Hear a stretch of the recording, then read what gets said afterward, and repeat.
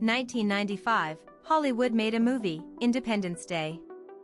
The aliens looked like this: 2 eyes, 1 mouth, 2 legs, 2 arms. The only difference from humans: slightly bigger head, slightly grayer skin, slightly blacker eyes. 2016, Arrival, aliens looked like octopuses but still had eyes, tentacles, torsos. 2023, The Three-Body Problem, Trisolarans still humanoid. Why do all aliens look like humans? Because we are carbon-based life. Our bodies, DNA, proteins, cell membranes, all constructed with carbon atoms as the backbone. Carbon is amazing. It has 4 chemical bonds, can connect to 4 other atoms, forming extremely complex molecular chains. Amino acids, sugars, fats, nucleotides, all carbon chains. So we naturally assume life must be carbon-based, must have DNA, must use water as solvent, must breathe oxygen, must have cells. This is what scientists call carbon chauvinism. We use our own standards to define what is life, then search the universe, can't find any, so we say there's no life in the universe. But here's the question: why must life be carbon-based? On the periodic table, below carbon there's an element, silicon. It's in the same group as carbon, chemical properties almost identical, also has 4 chemical bonds, also can form long chains. But why is there no silicon-based life on Earth? Because it's too cold. Carbon combines with oxygen to produce carbon dioxide, a gas, can be exhaled.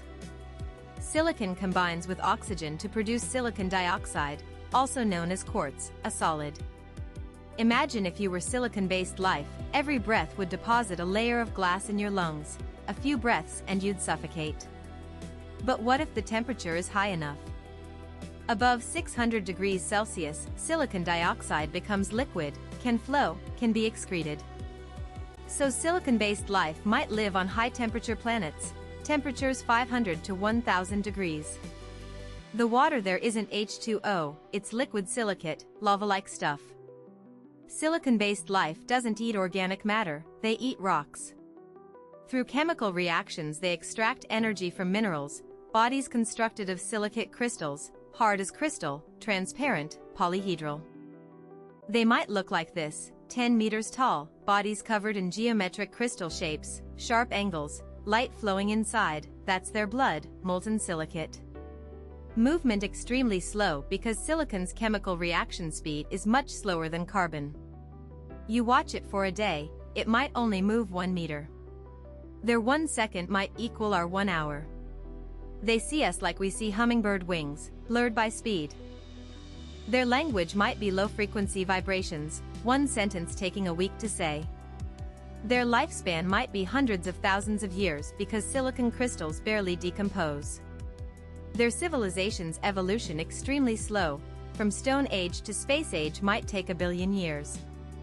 But they have one advantage: they can live in environments humans cannot survive.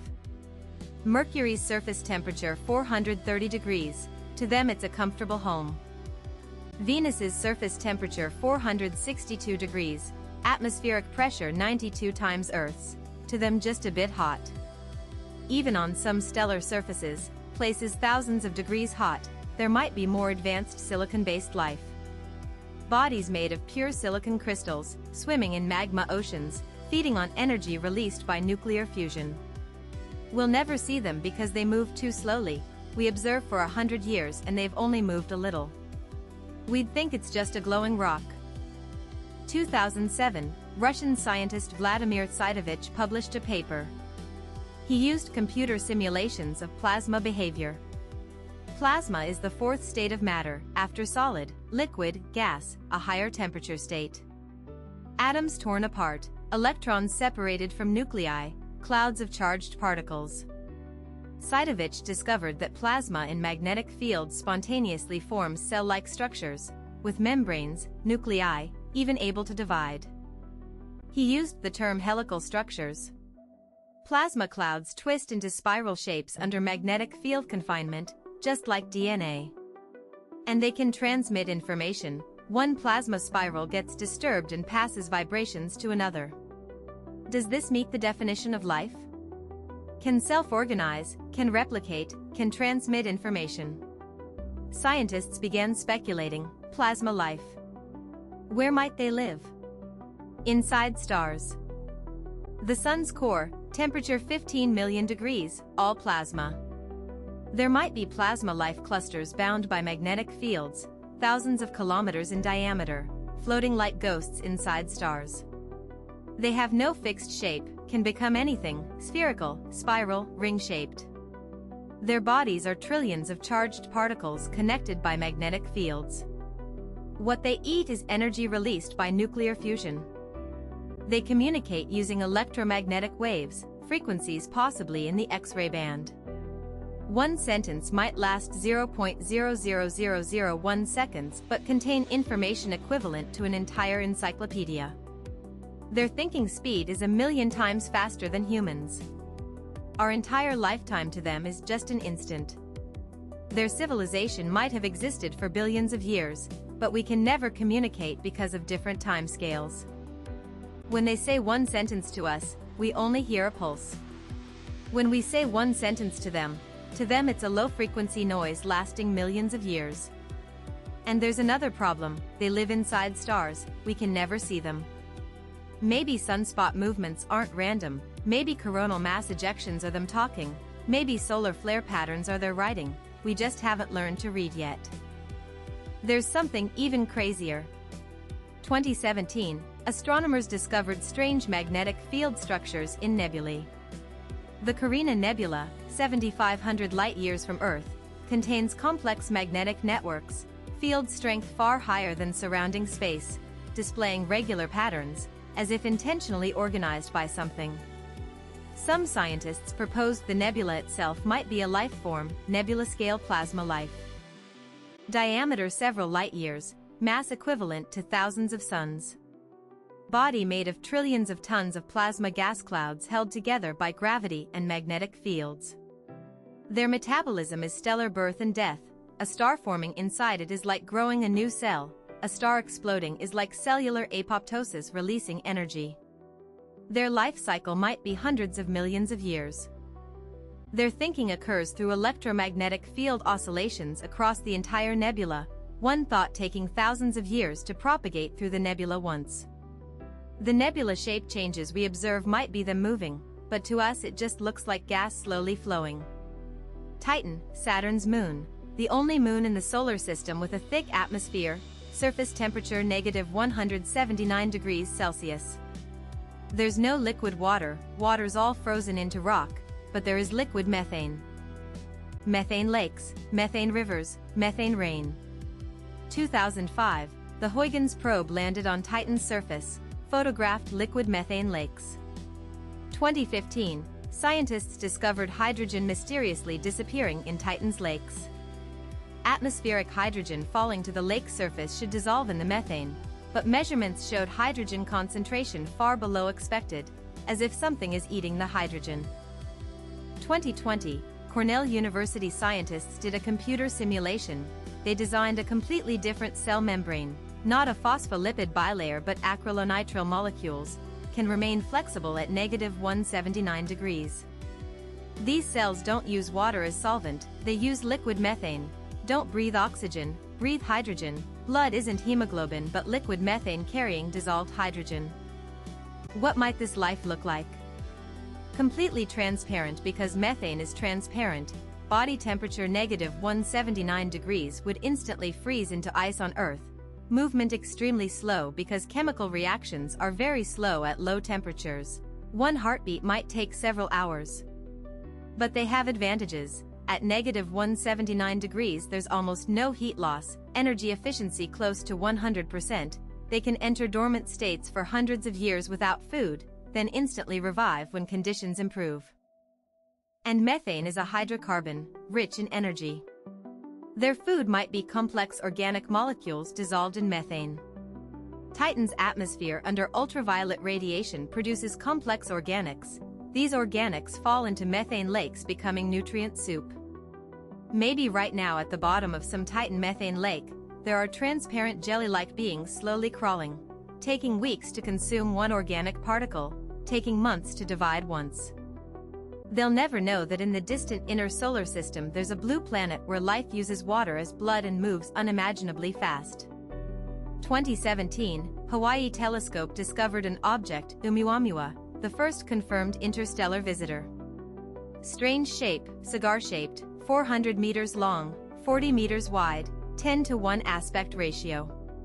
Scientists observed it accelerating, not gravitational acceleration but non-gravitational acceleration. As if something was pushing it, but no comet tail visible, no gas jets. Harvard Astronomy Department Chair Avi Loeb proposed a crazy hypothesis. It might be an alien spacecraft, or a solar sail. But there's another possibility. It's not a ship at all, it itself is life, a completely incomprehensible life form. Maybe it's silicon-based life, hundreds of thousands of years old, drifting through interstellar space, eating cosmic rays, drinking interstellar dust, moving extremely slowly, to us just an accelerating rock. Maybe it's plasma life, bound by some unknown magnetic field into a cigar shape, accelerating because it's swimming, adjusting magnetic fields to interact with solar wind. Maybe it's just a living interstellar traveler that's been traveling for millions of years. Witnessed countless stellar births and deaths, and we're just another one of the 100 billion stars it's encountered. It didn't even notice us because our activity timescale is too fast for it, just like we can't observe individual bacterial lives. 2019, scientists created a self-replicating chemical reaction network in the lab, not biology, just chemical reactions, but it can self-replicate, respond to environment, even evolve. This made scientists realize the definition of life might need rewriting. Maybe life doesn't need cells, doesn't need DNA, doesn't need proteins, only needs energy flow, information transfer, self-replication. So are hurricanes life? They extract energy from oceans, have complex internal structure, can spawn smaller vortices. Are forest fires life? They consume organics, self-expand, respond to environment. Is the entire Earth ecosystem one life? The Gaia hypothesis suggests Earth itself is a superorganism, atmosphere, oceans, lithosphere, biosphere jointly maintaining a stable system. So is the Milky Way life? It has complex structure, spiral arms rotating, stars being born and dying, matter cycling. Its metabolic cycle is hundreds of millions of years. Its lifespan might be hundreds of billions of years. Maybe we live inside a giant organism cell. The solar system is just a microbe in the Milky Way's body, and humans are viruses inside the microbe. 2024, the James Webb Telescope found methane and hydrogen in an exoplanet's atmosphere.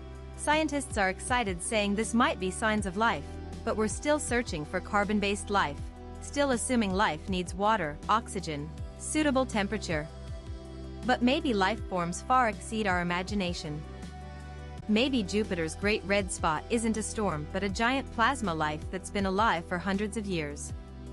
Maybe Saturn's rings aren't ice but countless tiny silicon-based beings orbiting the planet. Maybe black holes aren't celestial objects but the universe's highest life forms, absorbing information through gravity, outputting thoughts through Hawking radiation. Maybe dark matter isn't matter but an ocean of life we completely cannot comprehend. We float in an ocean of life but can't see because they don't emit light, don't emit heat, don't interact with ordinary matter, only gravity proves their existence. Maybe right now there's a dark matter being standing beside you watching you, but you'll never sense it because you exist on completely different physical planes, like two-dimensional life can never understand three-dimensional space. We may never understand true alien life, not because they're too far away but because our cognition is trapped in a carbon-based life framework. We use carbon-based eyes to search for carbon-based life, then say the universe contains only us. But the truth might be the universe is full of life everywhere. Stars are life, nebulae are life, planets are life, even the void itself might be life, just their existence forms, timescales, energy levels are completely different from ours.